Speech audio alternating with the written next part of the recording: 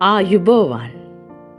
අද ක්‍රිස්තු වර්ෂ 2025 වූ නොවැම්බර් මාස 30 වනදා ඉරිදා ඉන්දුනීසියාවේ ජකාර්තාහි කමලාවති සුන්දරී විසින් උඩුමහල් මැදුර පාඨකයන් වෙත එවා ඇති පණිවිඩය. අද දවසේ මාර්තුකාව ආගමන සමයේ පළමුවැනි ඉරිදා. දිනට නියමිත බයිබල් කොටස ලූක් 4 වන පරිච්ඡේදයේ 14 වෙනි පදයේ සිට 22 වන පදය දක්වා. අද දවසේ පණිවිඩය සඳහා පදනම් කරගෙන ඇති බයිබල් පදය. උන්වහන්සේ ග්‍රන්ථයේ දිගහැර මෙසේ ලියා ඇති තැන සොයාගත්සේක. ස්වාමින් වහන්සේගේ ආත්මය මා කෙරෙහි ඇත. මක් නිසාද දිලිදුන් හට සුභාරංචිය දේශනා කරනු වස්. උන්වහන්සේ මා ආලේප කළසේක. වහලුන්ට මිදීමද අන්ධයන්ට පෙනීමද ලැබෙන බව දක්වන්නටත් පීඩිත වූවන් මුදන්ටත් ස්වාමින් වහන්සේගේ ප්‍රසාදය ලත් වසර ප්‍රකාශ කරන්නටත් මා ඒවා වදාළසේක. ලූක් 4 වෙනි පරිච්ඡේදයේ 18 වන පදය. යේසුස් වහන්සේ කළ ආකාරයට දෙවියන් වහන්සේගේ ප්‍රේමය අන්‍යයන් හා බෙදා ගැනීම අපේ හදවතේ ආශාව විය යුතුය. එමගින් මේ අඳුරු ලෝකයේ තුල වෙනසක් ඇති විය යුතුය. අප දෙස බලාපොරොත්තු වේ පණිවිඩයට බිඳුණු හදවත් ඇත්තවුන් සුවපත් කළ හැක. කොන් වූවන්ට ප්‍රීතිය උදා කළ හැක.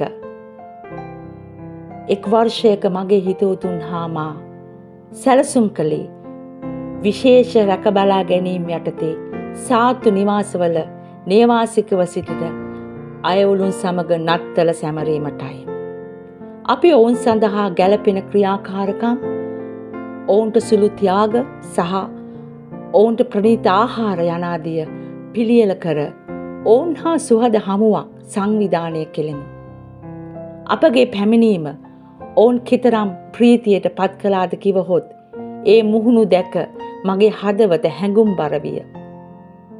ඔවුන් හා එක්ව නටල් ගීතිකා ගයද්දී දෙවියන් වහන්සේගේ ප්‍රේමයෙන් අපි උණුසුම් වීමු.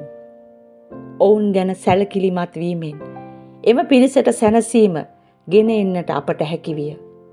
මේ හමුව ඔවුන්ගේ ඒහා අපගේ ආත්ම එසවුණු අවස්ථාවක් විය.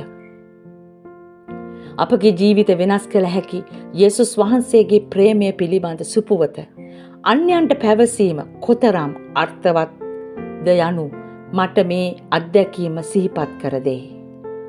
යේසුස් වහන්සේ අනුව යාමට හා සුභාරංචියේ සුපුවත බෙදා ගැනීමටත් කිතුණුවන් ලෙස අප බැඳී සිටිමු.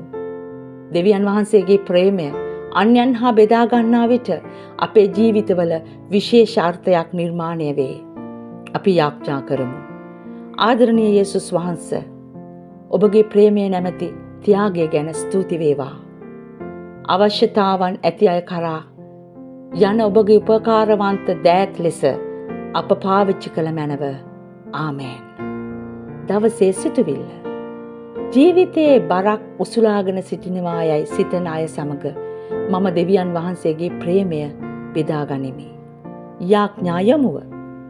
සාතු නිවාසවල නේවාසිකයන්, ඔබට ජේසු පිහිටයි.